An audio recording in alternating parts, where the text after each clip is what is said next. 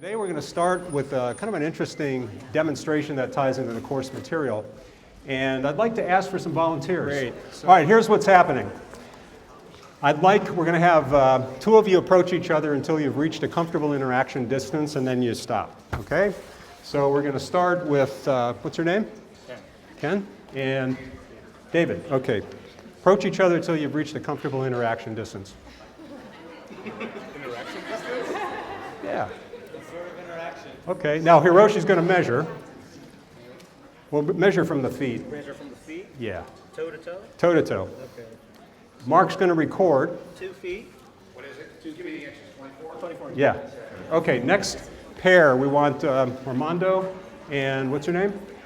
Eric. Okay, Armando and Eric. Approach until you've reached a comfortable interaction distance. Okay, toe to toe. 19 inches. 19 inches. Thank you. Okay, sign up Armando, extra credit over there. Okay, Kevin and what's your name? Navi. Kevin and Navi. Approach till you reach a comfortable interaction distance. Oh. Okay. 5 inches. What's the nose to nose? Nose to nose? 13 inches. Okay. Okay, Aisha and what's your name? Diana. Aisha and Diana. Approach each other till you've reached a comfortable interaction distance. I am sick of it. We're both sick. Okay. Feet to feet? Yeah. 44. 44. Okay, you guys can sign up. What's your name? Anita. Anita. And?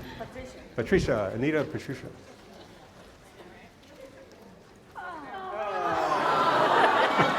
Okay, what's your comfortable interaction distance? 21. Okay, thank you. And what's your name? Aya. And? Raquel. Okay, Aya and Raquel.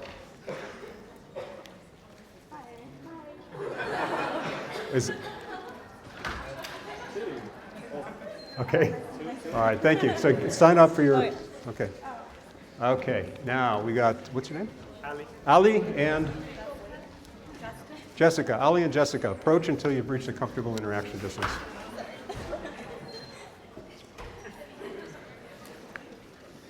$24. Okay. And Patrick and? Leslie? Yeah. So wait, start back over here. Okay, Patrick and Leslie. Okay, go. Her.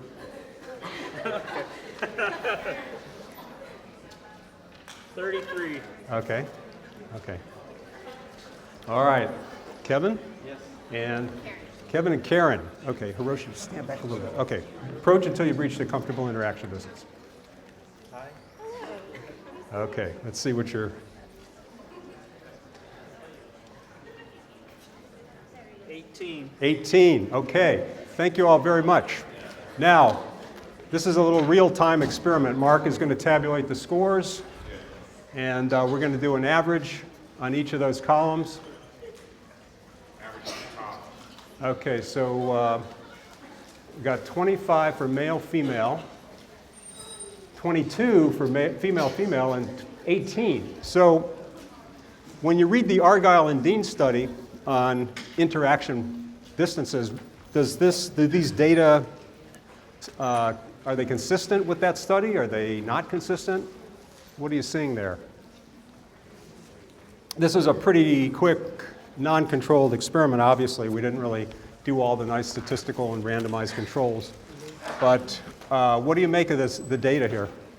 Well, one of the things that they found was that, in fact, the mixed pairs did stand further apart, okay? So the data sort of confirmed that.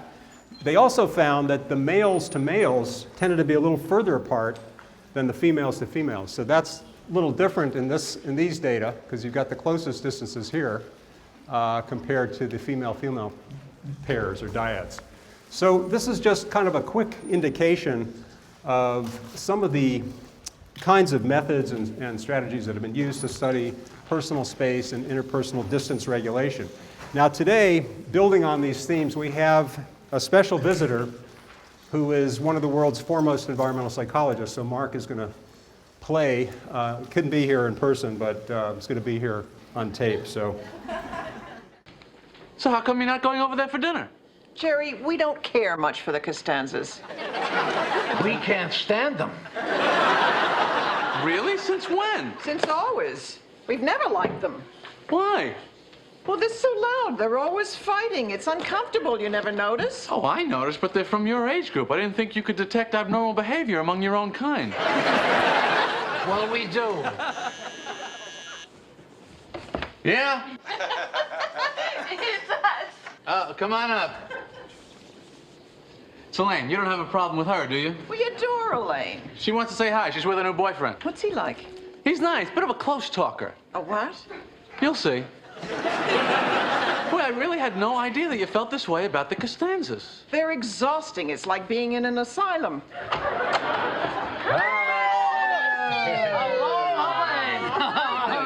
Ralph. This is Erin. Hello, Aaron. Hello, Aaron. So how long are you folks in town?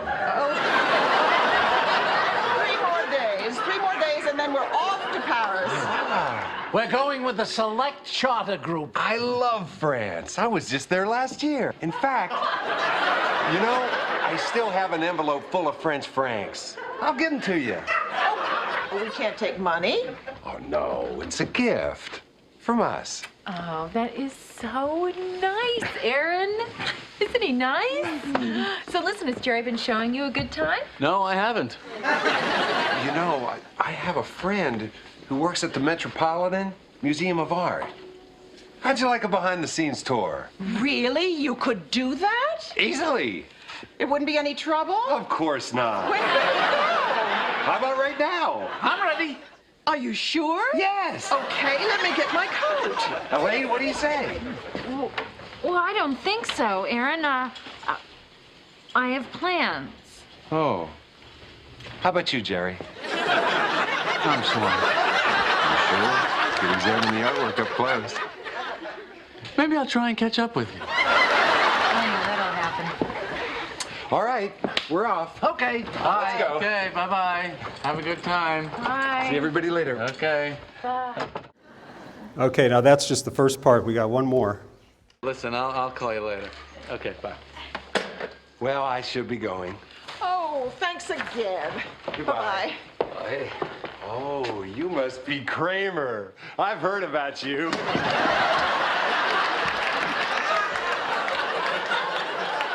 You must be Aaron. I've heard about you. We'll see you later. Yeah. Bye. Okay. So, to recap where we've been for the last few lectures, that we started out class 1 sort of laying out what is the substance of environmental psychology? What kind of environments are we talking about? Social and physical, virtual, place-based, natural built, all of that comes into environmental psychology. The second lecture, we applied some principles of environmental psychology, including its interdisciplinary aspect, its ecological perspective to a particular community problem, the obesity crisis, and we showed how different aspects of the environment, from the social networks that people are in to the physical arrangement of their neighborhoods, can affect their propensity to gain weight and even to become obese. And in keeping with the action research perspective of environmental psychology, we can use those kind of findings to develop evidence-based strategies for more effective public policies or community interventions to promote health. Now, in the last lecture, we laid out some of the basic principles of the ecological paradigm. And the reasons for that is, as ecology developed from biology through the Chicago School to social ecology as we know it now, what's happened is it's provided an alternative to more simplistic, reductionistic, or deterministic theories that certain variables always have the same kind of invariant effects on people. And we know that's not the case. Instead, what happens is people are part of complex systems, and how they respond to different situations depends on a lot of contextual factors. So not only gender was varied in this particular demonstration we did up here, some of you may have different personal dispositions to want to get up close to people. And next week we're going to talk about personality and the whole notion of stimulation seeking. Some people are stimulation seekers. They like to jump out of airplanes, go to wild parties. So there are a lot of individual differences that come into play. There are a lot of cultural norms and social norms that affect what happens in a particular environment.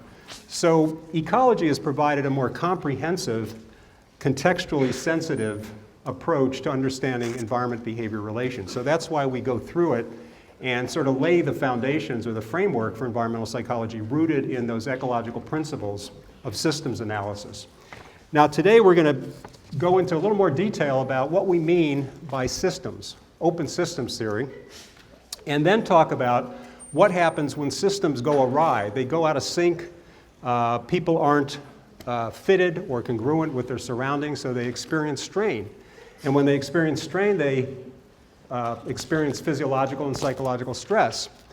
And this can happen in very demanding and very constraining environments. So these are our foci for today.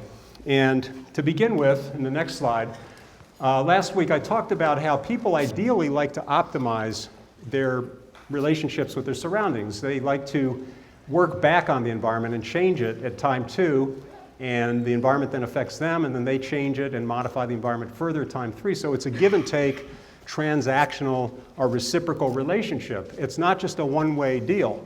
Here, you've got a very rigid environment where someone's living in poverty, for example, or they're in prison or some other extremely constraining environment, and every time they try to modify that environment through their behavior, they're blocked. So this is a more passive adaptation situation. But what you see when people are free to optimize their environments and try to achieve this sense of fit with their surroundings, this is a very cyclical kind of process. It recurs over time. And that's one of the key features of a system. It has some continuity, some cycles that can be observed over time.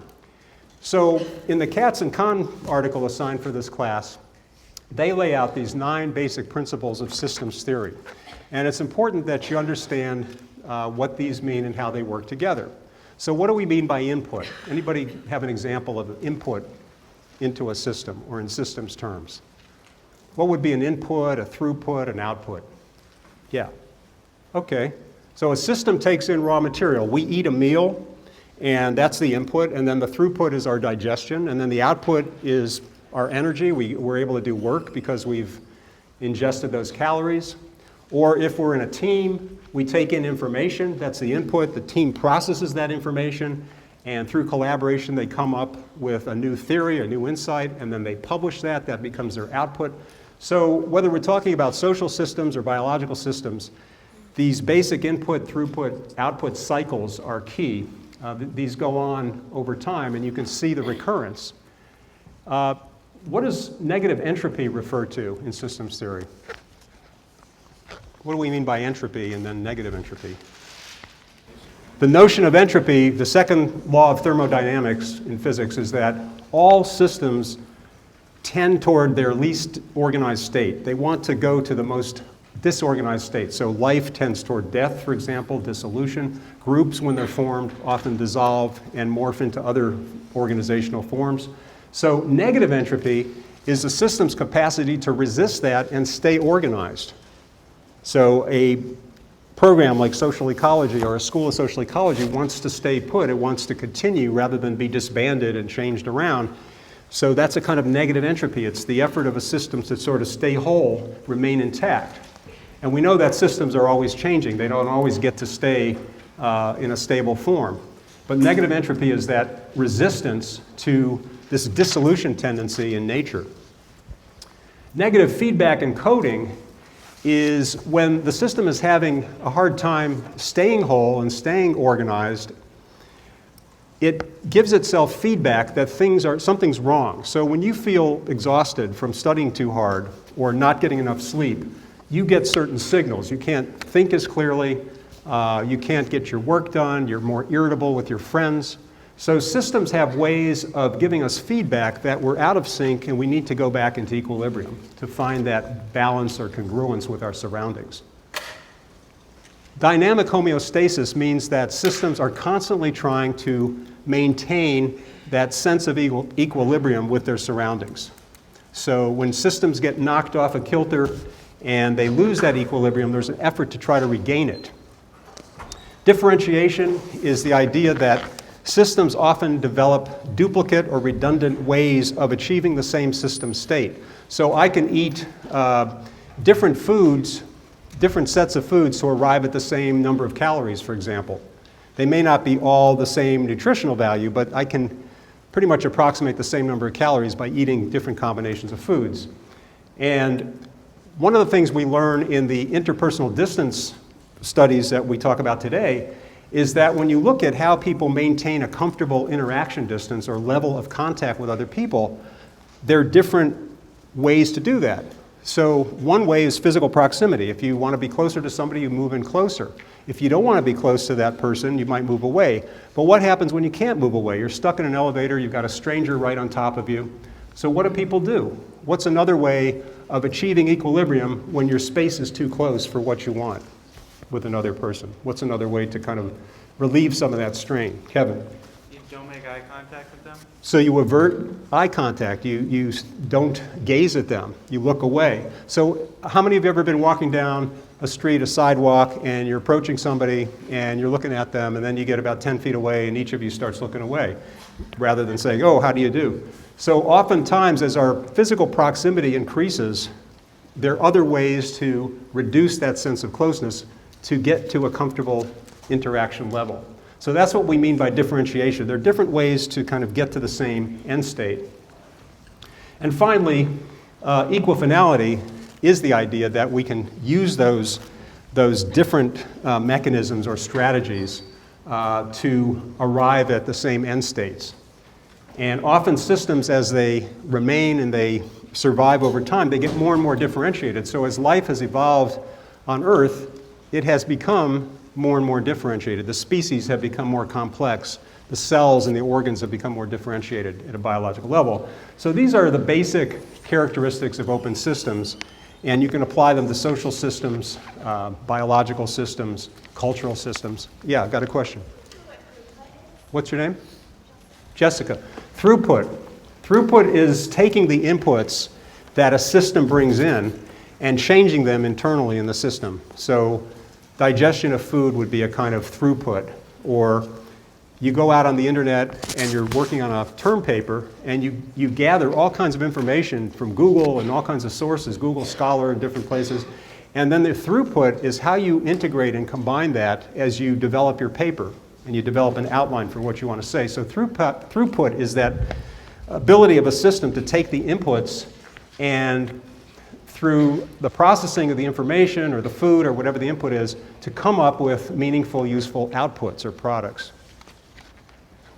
So is everybody clear on these basic principles? Because what we're going to do today is illustrate how they play out at different levels of analysis. We said that environmental psychology looks at people in microenvironments where they're interacting with a few other people. We look at what happens when we go to the neighborhood level or the community, societal level, or even the global level. And so we want to see how these different principles apply to individuals trying to reach equilibrium with their environment, to groups when they're interacting and you have a small group that wants to kind of stay intact and stay effective as a team.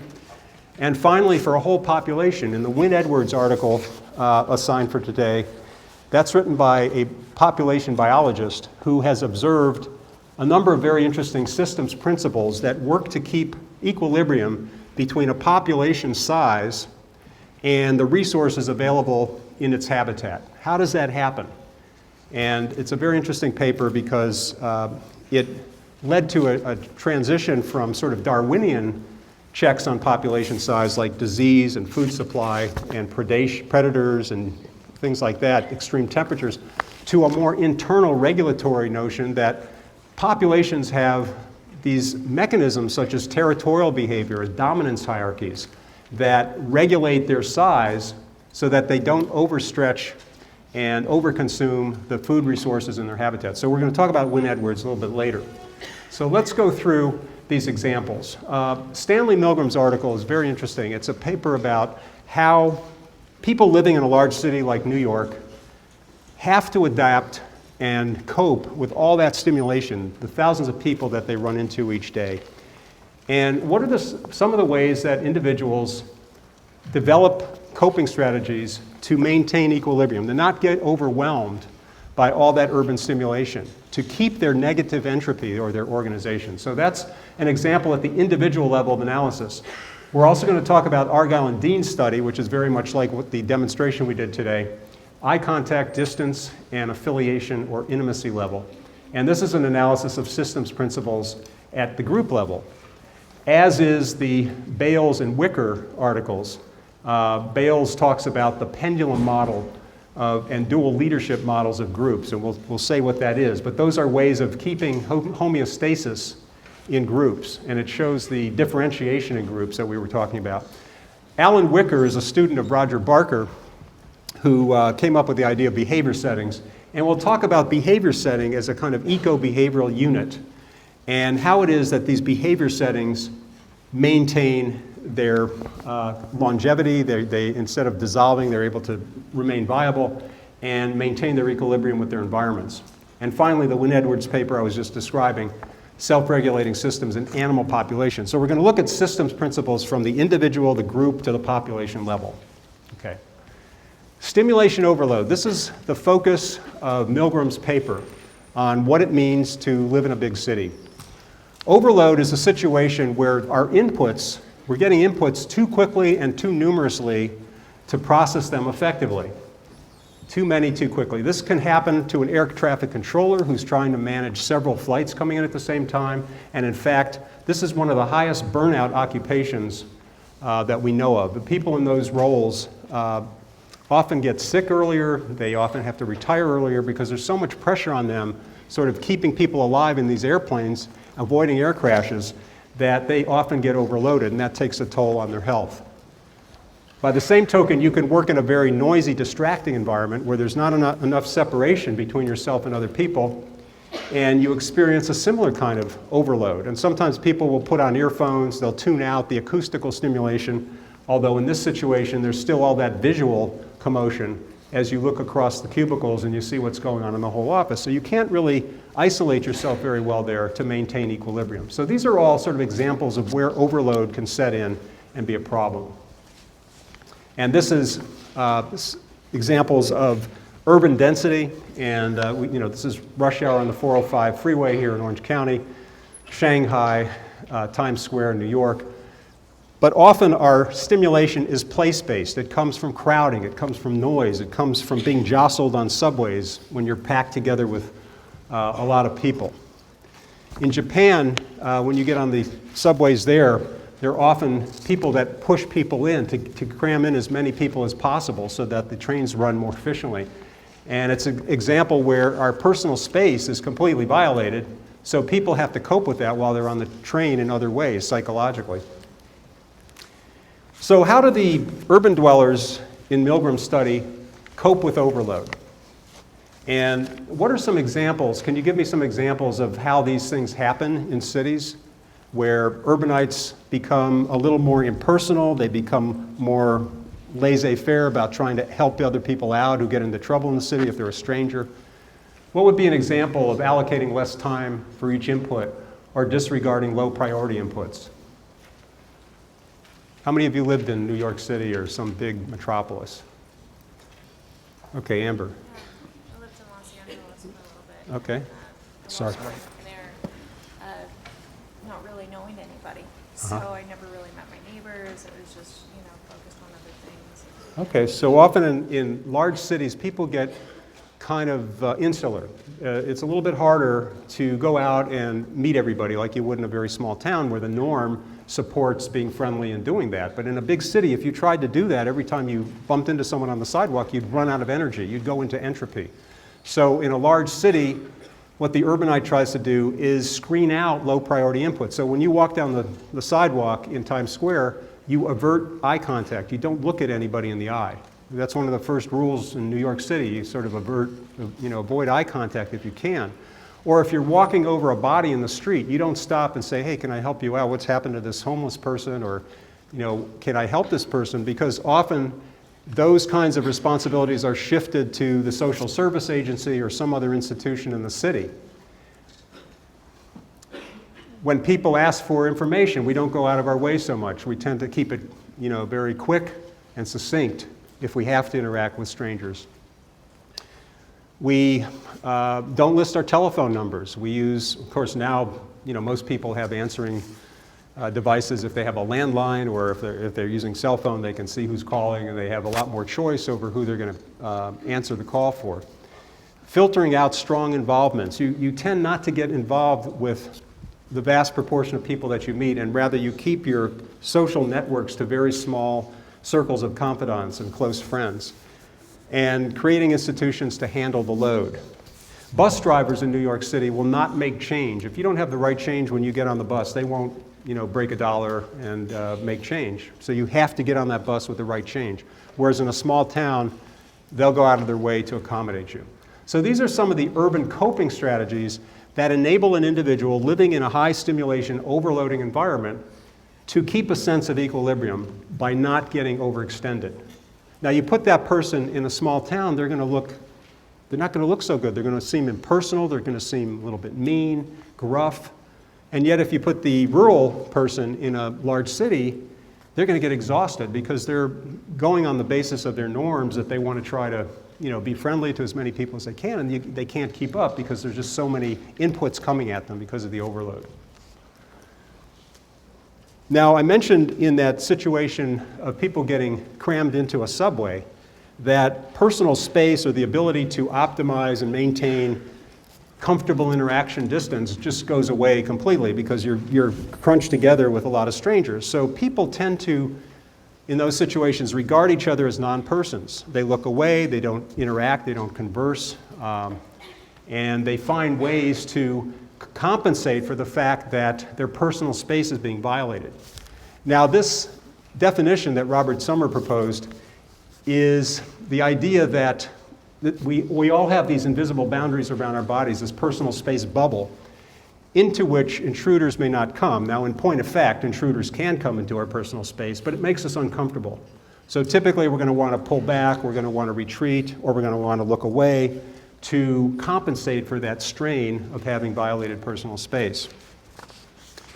And this is shown pretty directly in the Argyll and Dean model of intimacy. They have this equilibrium model of intimacy, or close contact with other people, where they say that intimacy or contact with others is a function of these differentiated kinds of processes: eye contact, spatial or physical proximity, the intimacy of whatever people are talking about in that interaction, the amount of smiling that goes on.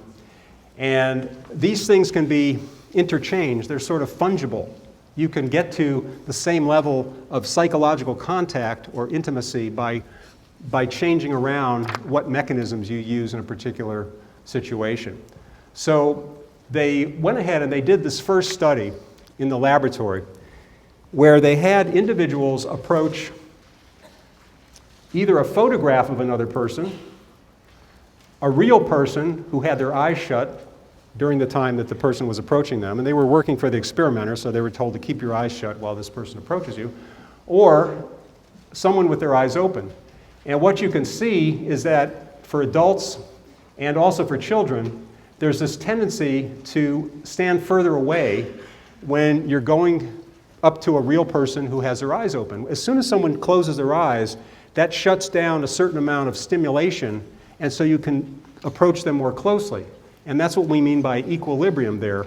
The lack of eye contact is compensating for the close distance so people can move in more closely. So that's what happens here. And then in a photo, they move in here more closely. And subjects stand 11 inches closer to the photograph than to the person, and 6 inches closer to a person whose eyes are shut than to a person whose eyes are open. So this was their first experiment. Anybody recall, before we put up the next slide, what they did in the second experiment? They sort of built on these findings. Anybody recall the experimental paradigm or design in that second study? So when we put up the next slide, is it Hayhow? Kayhow? Okay, Kayhow. So what Chaos said is that they had the experimenters back here behind a one-way mirror, and they could observe whether this subject was looking at the confederate. The confederate is somebody who's hired, another student hired by the experimenters, to just continually look at the subject. So this person here, whether it's a male or female, is continually looking straight at the eyes of this other person. But what the experimenters are observing is whether that other person is looking away from the confederate, working for the experimenters, or right at them. And they measured how many seconds in a 3-minute interaction or conversation were spent looking directly into the eyes of the confederate. Very interesting results. What they found is that, as we said, the male subjects and female confederates and the female subjects and male confederates on the whole looked at each other less time. These are the number of seconds, so in 3 minutes you can go 180 seconds, and so this goes up to 140 seconds. But you can see that at the 2-foot distance, when they move those chairs only 2 feet apart, okay, less than 60 seconds looking at each other for these groups here, the mixed gender groups. Up here you had a little bit more eye contact, but if you compare what happens when they move those seats back further, so here the confederate and the subject are sitting 6 feet away, here they're sitting 10 feet away, you can see this trend where as you open up the amount of space, people then look at each other more, or they look at that confederate more. They're able to have more eye contact stimulation because they've got more room to work with. So that's what we mean by the equilibrium model of interpersonal intimacy or contact, that the space is compensating and allowing more eye contact when you have more space to work with. And up here you've got the female and female subjects looking at each other the most, the female subjects and the female confederates, which didn't match our data in the classroom. But of course our data, were not very experimentally controlled, although we did sort of confirm this finding here with the mixed gender pair. Yeah, that's a good question. Did peripheral sight matter? Did they try to measure that? They had a pretty simplistic measure of estimating whether the subject's eyes were locked on the confederate's eyes. And they didn't try to get into the nuances of whether someone's looking a little sideways or not. So, but yeah, sometimes you can use peripheral vision to see what's going on if you're not looking at them directly. But the basic message here is that there is this kind of relationship where length of glances or eye contact increases at greater distances. Much less contact among mixed-sex pairs, and that's of course stranger pairs. If people are going together and they're friends, that finding doesn't hold up. And at the 2-foot distance, eye contact never completely fell to zero, but there were signs of tension. So people were sort of squirming in their seats a little bit more, and they were moving around, and their body language, their nonverbals were showing a little bit more tension. So this is equilibrium at the small group level, where you've got a few people interacting with each other, 2 people in the same situation. So there you have this equilibrium principle. Here we have another illustration of equilibrium principles in group dynamics theory. Robert Bales was a famous group dynamics researcher at Harvard University, and he used to bring in experimental groups to the laboratory. He would invite people to meet for 10 weeks or so and get to know each other and keep coming to the same room each week to discuss different kinds of issues, and the group would get to know each other. And what he observed is that most groups swing back and forth between a task focus on solving some challenge that the environment poses, like a team has to find a solution to a particular problem, versus what he called a socio-emotional focus or orientation. And that means maintaining cohesion with fellow team members. And often what happens is when teams work really hard on trying to get a task done, and you've got a leader delegating work out to other people, and you've got a status hierarchy, people get kind of annoyed, they get tired, they get resentful sometimes. So you need sometimes to switch over to more of a socio-emotional orientation. And you see this a lot in sports teams, where you'll have a baseball team or football team, basketball team working really hard to win the World Series or the Super Bowl, whatever. And then when they finally get to that goal, all the tensions start coming out. People want to become free agents and go to some other team for a higher salary, or they start bad-mouthing some of the fellow players because they don't have to keep working on that task goal anymore. So at that point, the team has to shore up its cohesion. And you have, when Bales talks about the dual leadership model, what happens in a lot of these groups is that a task leader emerges who is really good at exhorting people to work hard, get the job done. They don't care about delegating authority. They don't mind status hierarchies. And then you have another person who plays off of that task leader who is more of a socio-emotional leader. They crack jokes. They're more laid back. They sort of take the edge off. And these two types of leaders work in tandem in many group situations. So that's what Bales discovered through his research, that there's a kind of equilibrium process that happens in small groups, which are systems, and in order for those groups to maintain negative entropy and stay whole, they have to manage these task requirements with their socio-emotional or internal cohesion requirements. If they ignore this completely, they're going to dissolve, they're going to break up. So you have to have this kind of, he calls it the pendulum model. You have these different emphases swinging back and forth over time, and that's what we mean by systems being cyclical. You can see these patterns of interaction as they cycle over time. So that's another example of systems principles at the small group level. Yet another example of how systems operate in groups would be behavior settings. And we've already talked a little bit about what a behavior setting is. Being a place with a group of people that typically is in that place at certain regular times and they're doing certain things. So in this classroom, we're here Tuesdays, Thursdays, 5 to 6:20. And we have a certain behavioral program that goes hand in hand with this physical milieu. So the physical milieu and the social or behavioral program are part of a system. And those are a couple of books that Roger Barker worked on at the Midwest Field Station in Oskaloosa, Kansas. And I actually have a prized copy here of one of his books, which he gave me, One Boy's Day, and I'll tell you a little bit about that book as we go through the slides. But a behavior setting is people in a specific environment performing certain activities at designated times. That's the basic definition or components of a behavior setting. Now you can say, okay, that's obvious, so what good is that? Okay, so let's find out what this behavior setting theory is good for. Now, first of all, just some local behavior settings. So you can watch a night game at Cicerone Field. This happens to be UCI versus USC a few years ago. This is a dormitory, Brisa dorm, where you've got some events that go on a regular basis in those dorms, evening discussion sessions, other things. You've got the student center, where there are a lot of individual behavior settings. So you've got the Anthill Pub, where that's open certain hours, bands play, people come, they socialize. You've got this classroom here, SSLH 100. You've got this basketball game at Bren Center. And then interestingly, you've got the basketball courts in Main Beach, Laguna Beach. And this is a behavior setting in that a lot of the same people show up at regular times to participate in those basketball games.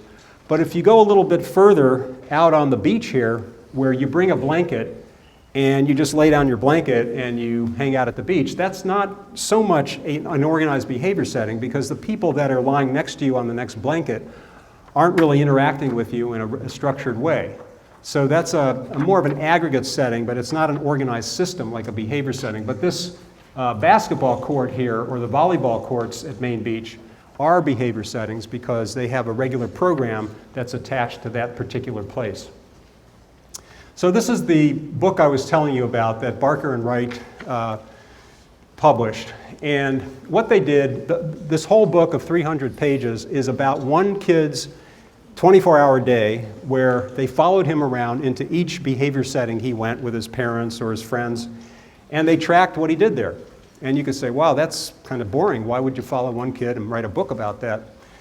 And one of the things that Barker and his colleagues were trying to show there is that the child's behavior changed as a function of the settings that he went into, even more so than his own personality. So rather than trying to explain the child's behavioral tendencies in terms of personal dispositions, what these authors were trying to emphasize is that depending on the strains or the demands of a given setting, that had more influence on the behavior than the individual differences. So this was kind of a first step in the development of behavior setting theory. But what Barker then began to do is to apply this notion of behavior settings being a system. And he started with a study of high schools in Kansas, a small town in Kansas. And these were the different sizes of the high schools, number of students enrolled at each high school. This is a pretty small school with 35 students. Here you've got Capital City with 2,287. And what you find when you count up the number of behavior settings that the kids can go into outside of their classes, so we're talking about sports teams, cheerleading, orchestra, band, things like that. As you get larger schools, of course, they offer more behavior settings. But what you also see is that the ratio of students to those settings starts to change. In this small school, you've got 1 student per setting, whereas over here in the larger school, you've got 8 students showing up for the same activity. So what's happening here is, as you get to really large schools, you've got more onlookers who are peripheral to the activities, whereas in a small school, it puts a lot of pressures on you to participate. So you've got to be on the football team, you've got to be on the newspaper, maybe they pull you in to be on the band, maybe they rope you in to be on the basketball team, because for that school, that small high school, to stay viable and to avoid entropy, it has to press into service everybody that's in that school. So you see this in these tabulations of students' participation in extracurricular activities in the small schools and in the large schools. And here the number of settings or activities that the students enter is not all that different between the small and large school, but you start to see a greater diversity of activities here among the students in the small school.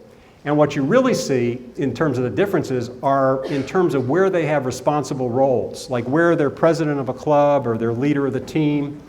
And in the small schools, the students have much more opportunity to take on leadership roles and responsible positions than if they're going to a large school. Now this starts to have pretty important developmental psychological implications, because if you're going to a small school and you're talking about whether students develop a kind of extroverted or leadership potential, that's much more likely to happen in this situation here than in this large school where students tend to be more onlookers and peripheral. So for the school as a system to maintain its viability and its negative entropy, it has to press its students, its members, into more different kinds of roles. And you could say, well, that causes stress in all those students because they're forced to do that. On the other hand, maybe it helps them develop these capacities and these skills that they might not have developed if they were a small fish in a big pond rather than, in a small pond. And here, Barker's student, Alan Wicker, extended this research by going into churches, large and small churches. And he found that when you look at the number of behavior settings entered by congregants in small churches versus large churches, there's more here, more diversity of settings. And then again, where you look at the number of settings, whether it's the women's club or the men's club or the choir, where people have responsible leadership roles, much more so in the small church than in the large church. And then if you look at Sunday worship service attendance, more frequent in the small church than the large church. So what we're seeing is an understaffed, or what Barker called an undermanned setting, puts more pressure on people to maintain that system, to keep it in equilibrium with this environment. Because if the people didn't show up and do that, the church would fold. And then even the amount that they contribute to charity over a 52-week period, significantly higher for the small church members than for the large church members. So pretty interesting data as to what happens in these behavior systems that are settings that are understaffed and are pushing people into more diversified roles. So Alan Wicker developed this diagram of different degrees of manning, and now we refer to it as staffing. We're not just talking about men, we're talking about men and women in these settings. So what he reasoned is that all settings have a kind of adequately manned zone where you've got enough people to fill out a pretty good basketball team. Some people are going to be on the bench, but at least you can keep it running. In a small school, maybe you have only 2 bench players. In a large high school, maybe you have 3 different teams, the A, B, and C team. But when you get into the undermanned or understaffed zone, that's where you're going below the maintenance minimum, and the team might not be able to go on. It might fold up. When you get to the overmanned zone, and this is richly manned, but as soon as you get overmanned, other kinds of strains start to beset that system where people don't feel like they're getting enough chances to participate, they feel alienated, they feel left out. So settings try to stay ideally in this adequately manned zone, and that's what he means by degrees of manning, and that's what we mean by behavior settings as a system that are trying to maintain equilibrium with their environments by staying in this sort of sweet spot here where you've got just the right number of applicants for the roles in the setting. If we had 450 students in this classroom right now, it would be an overstaffed classroom from the point of view of the students because people would be in all of these aisles. It would be a much more crowded feel. A lot of you wouldn't have seats between you. So it would be a kind of more tighter feeling. And participation rates might go down, or participation opportunities might go down because we would be overstaffed relative to the size of the room. So these equilibrium points in behavior settings become pretty important. These are some behavior settings that have had a big impact on me. And one of the things we think about is that each of us experience certain key settings in our lives which leave an imprint on us, an impact on us. Next week we'll talk about the notion of place identity, how much of our personal identity is tied up in our experience with our hometown or where we went to college. For me, I went to college at the University of Chicago, which was quite a contrast from where I grew up in Miami, Florida. I then went to graduate school at the University of North Carolina for 4 years, so this was 4 years, this was 4 years. And then I've been in social ecology for pretty much my career after grad school. And interestingly, when I came to social ecology, it was an understaffed setting. It was a tiny experimental program. There was no place for it in the academic plan of UC Irvine. And some young upstarts decided we're going to create a program in social ecology and later a school of social ecology. There were none of these buildings, SE1, SE2, Social Behavioral Science Gateway. That was all sort of a figment of our imagination that this could happen here. So part of being in an understaffed setting for me as an assistant professor is I got pressed into a lot of roles that I normally wouldn't have had to do if I'd gone to a regular fully staffed department. For example, I was chairing a merits and promotion personnel committee as an untenured professor in my 3rd or 4th year at UCI, which is unheard of. It's a very risky thing to do because sometimes those committees make decisions that people don't like. So we had to do those things to keep the program going, to keep it maintained. And as the school grew, and we went from a little slice of the 7th floor of Engineering Tower to these 3 buildings we have today, we became more differentiated. So systems that stick around, like this academic program and school, is a system that became progressively more differentiated. That's what we mean by differentiation in systems. If organisms are going to evolve to higher forms, or if organizations are going to stay and become larger and stay viable, they have to evolve. And they become more decentralized, they become more differentiated. So we are quite a bit more decentralized now, being spread among 3 buildings than when we were in one small space.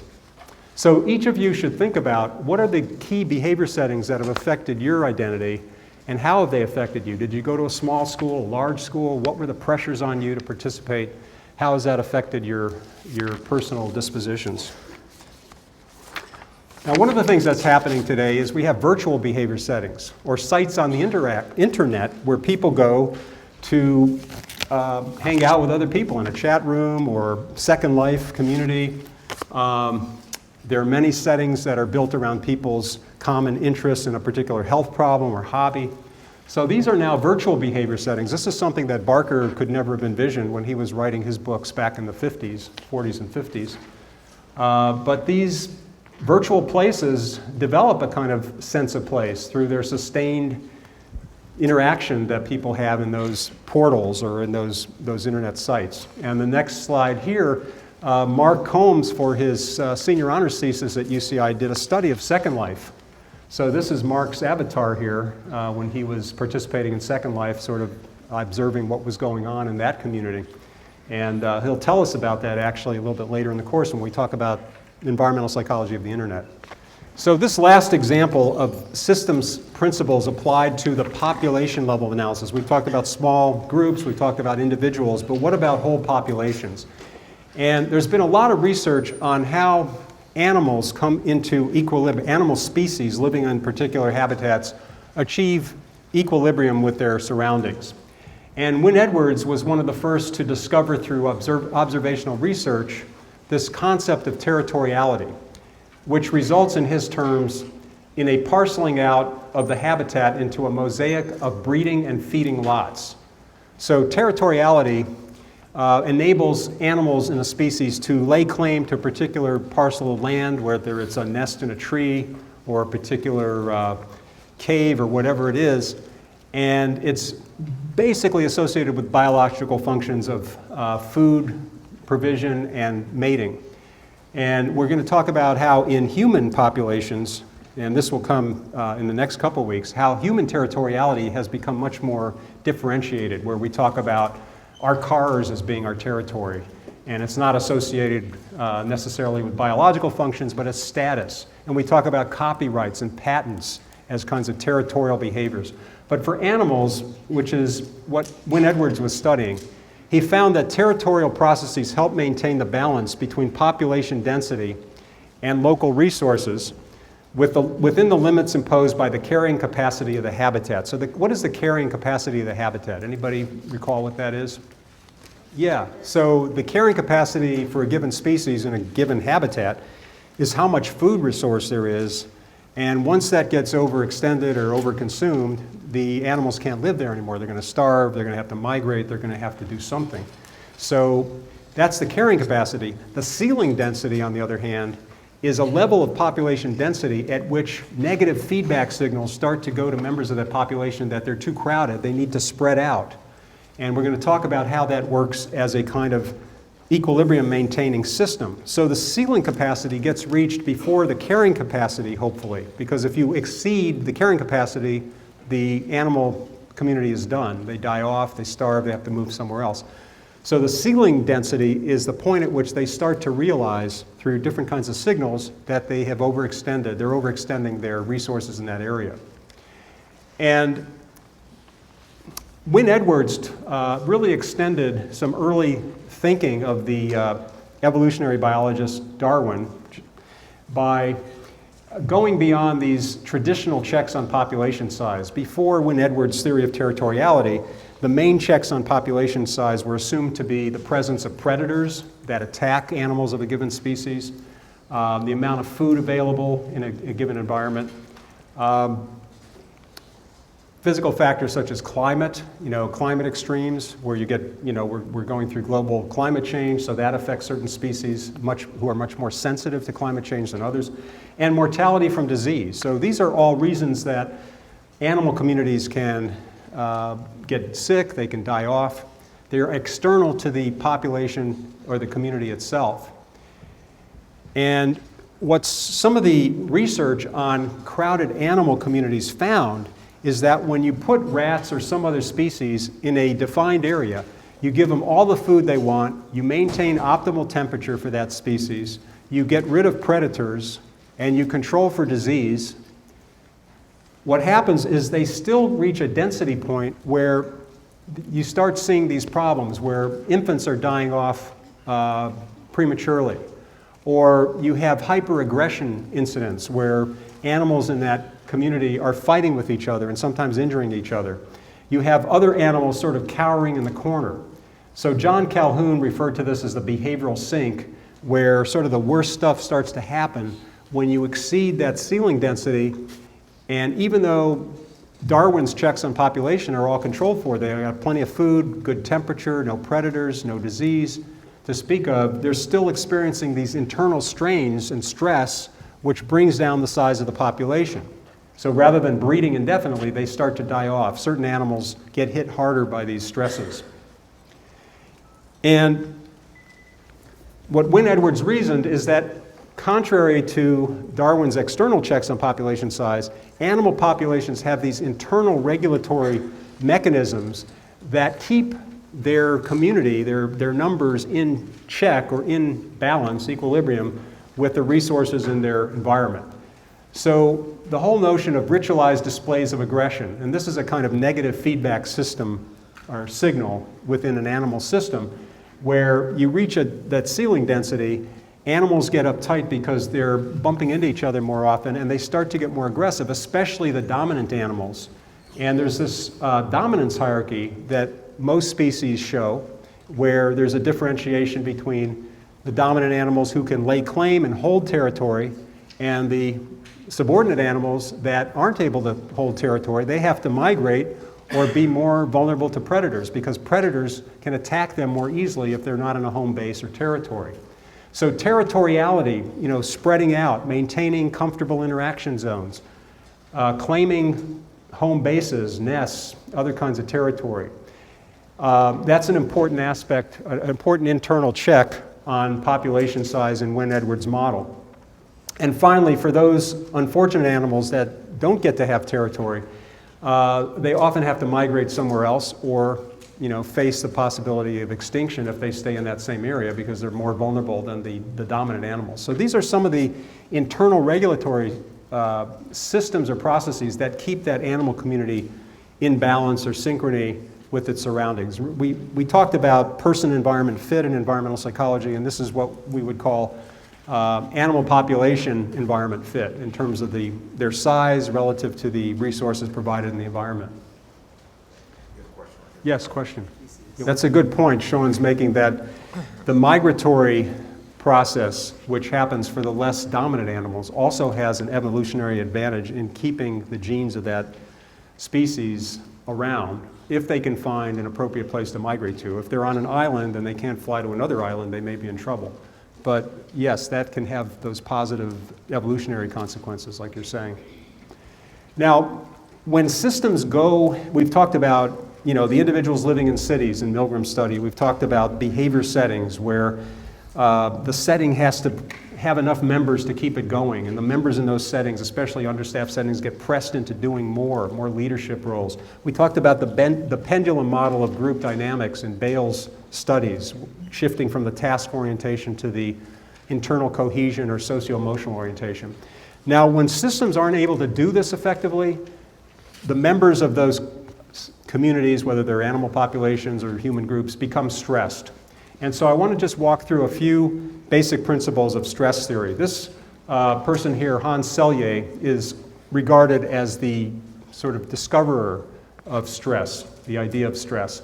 And basically, he was a medical student at McGill University, and he started to notice, even though medical students are trained to look for differences between diseases, he started to see a lot of commonality or common symptoms across different diseases. Like people who were fighting off cancer or going through tuberculosis or experiencing a gunshot wound showed a lot of the same stress symptoms across those different kinds of challenges to their bodies. So he began to focus on this generalized stress response that was common to all illnesses or many different kinds of illnesses. And we know today that stress responses are in fact a common precursor of heart disease, cancer, diabetes. For example, inflammation processes in the body, which are related to stress experience, is a common etiologic factor across all those different diseases. So Selye was clearly onto something when he began to come up with this idea of stress. Physiological stress, as he defined it, is the situation where you have too many demands exceeding the body's capacity to cope with those demands. So all of these notions of stimulation overload in Milgram's article or in Selye's physiological studies of stress, it always involves an imbalance between demands and ability to cope with them. And he also noticed that when people go into these stress responses, there's a kind of temporal set of phases that they go through. Initially, they can rise to the occasion and fight off whatever challenge they're dealing with, and this is a stage of resistance. But if they're chronically exposed to that strain, and they can't get away and take a vacation or get some respite from poor living conditions, they give in to this stage of exhaustion, and that's where disease and potentially death, premature death, can set in. So the stress response is phasic over time, and it also has certain common symptoms, physical symptoms or manifestations. People undergoing stress typically have enlarged adrenal glands. They're pumping out a lot of adrenaline for that fight or flight reaction to environmental challenges. They tend to develop gastrointestinal ulcers, and we know this from people that have experienced stress and have gone through autopsies, and they've been examined for these different symptoms. Also, the immune system, and one part of that is the thymus gland, begins to shrink and become less capable. So these are common physiological manifestations of this general adaptation syndrome, this general stress syndrome that Selye discovered. We also said in the last lecture that psychological stress is more about perception, people's perceptions of environmental demands and their perception of ability to cope with them. So when you're approaching someone in close quarters, some of you may be very extroverted. You like to meet a lot of people, or you're a stimulation seeker. That's not a challenge for you at all. You enjoy it. Whereas other people would prefer to kind of hang back and not meet so many people or maintain more, larger personal space. So depending on your needs and what the environment is, dealing at you, this is going to determine whether you feel a psychological stress response or not. So this is an important extension of Selye's physiological stress theory by Richard Lazarus at Berkeley, who came up with the notion of psychological stress. Now, some interesting things about stressors. For one thing, they have after effects on us. We can be exposed to them and get through them okay, but then when the stressor goes away, we show some of the negative responses. So, sometimes people work really hard during the quarter, they go home on break, they get sick. Why should they get sick? They're relaxing. But these strains build up over time and they show up as after effects. They occur after exposure to the stressor. And we found this in our study of children going to school under the flight path in Los Angeles, 3rd and 4th graders. And we gave them a number of different kinds of tests. We brought them into sound-insulated trailers where it was a quiet environment. So any behavioral problems they were showing were after effects of the exposure to noise, because we were comparing noisy school kids with quiet school kids going to school outside the noise zone. And for example, in this proofreading task where we asked these 3rd and 4th grade students to read a passage appropriate for their grade level and cross out every E, the letter E, anytime they came across a letter E, you see this wide divergence, especially for kids that have been in the schools for 4 or more years, between the quiet and the noisy schools, where the noisy school kids are much less able to do that proofreading task effectively. And these are some of the elementary schools we studied. We published this book later on, Behavior, Health, and Environmental Stress, on that research. And some of that research has actually been cited in efforts to prevent airports being located near residential areas, such as the Orange County Airport versus the Great Park that we now have.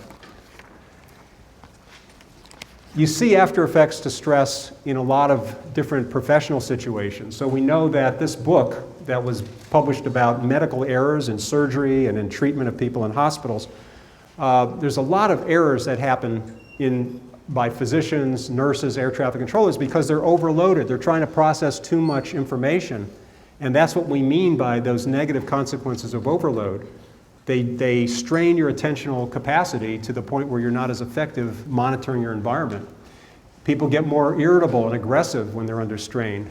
They become less sensitive to social cues and less socially responsible. They become more vulnerable to disease. So this issue of stress and overload is really important, and it has implications for all of us. I think we can all relate to the idea of overload and stress by virtue of being in an academic setting where a lot of times we're trying to process a heck of a lot of information, and it's hard to sort of keep it all in balance. Stressors also have additive effects. This study by Gary Evans at Cornell University. Gary was one of the first professors here in the program in social ecology for many years. And he's done a lot of research on stress and poverty. And what he finds is that poverty is not just one monolithic experience for people.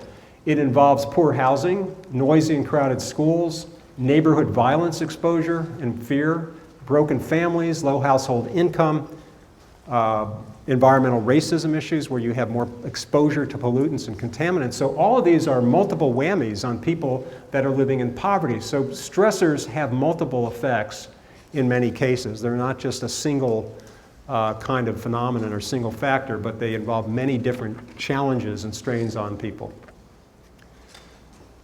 One other point I want to make about systems is that I've been saying that most of our human environment systems strive for equilibrium.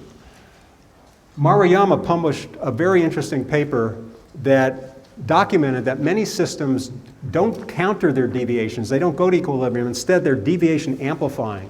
They get more and more extreme. You get these spirals, these vicious cycles where poverty gets more extreme or the digital divide gets more extreme. So not all systems are able to go to equilibrium or are built that way. Deviation countering, the system processes minimize departures from equilibrium. So we're trying to maintain homeostasis in those kind of systems. In deviation amplifying systems, the processes operate to increase and maintain departures from equilibrium. So let's look at a couple of examples of those types of systems. Here you've got a thermostat, which is a physical system, a mechanical system, and we can set the temperature level at exactly where we want the air conditioner or the heater to kick in if we get to that sort of break point, that ceiling temperature or whatever or ceiling degrees that we want to not to exceed or to compensate for. And this is a deviation countering system. So if it gets too cold, the heater goes on. If it gets too warm, the air conditioner goes on. In human systems, often we have deviation amplification because human systems are a little more complex. So in this case, if the conductor criticizes the violinist while she's playing in a concert, she may respond to that criticism in positive ways. She may play better, get back in tune, practice harder when she gets home, or she might get resentful that the guy came down on her during a concert and the next time she plays a little bit more carelessly for spite. So deviation amplification can happen when people criticize each other, and you don't always get kind of a return to equilibrium where that person tries to maintain your expectations, but rather you get a cycle of building hostility or resentment. So that is symbolized by this kind of situation here where you have that criticism because the person's playing poorly, and then they in turn play worse the next time around.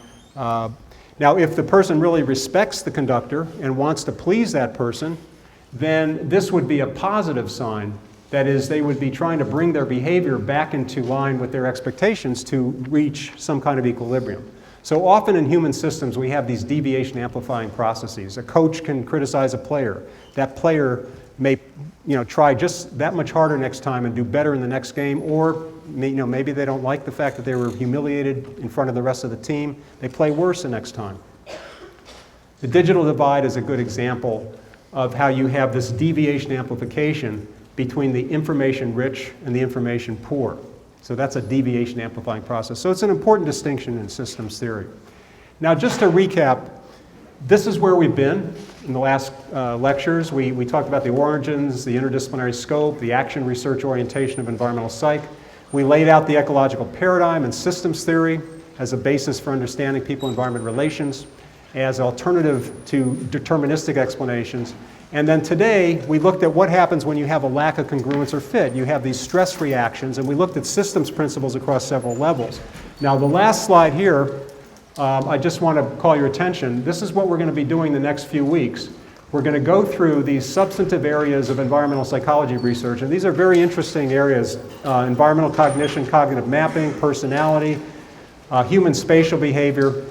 And these all operate in like a system. They're not mutually exclusive. When we go into an environment, sometimes we're interpreting it simultaneously to evaluating it and behaving in it.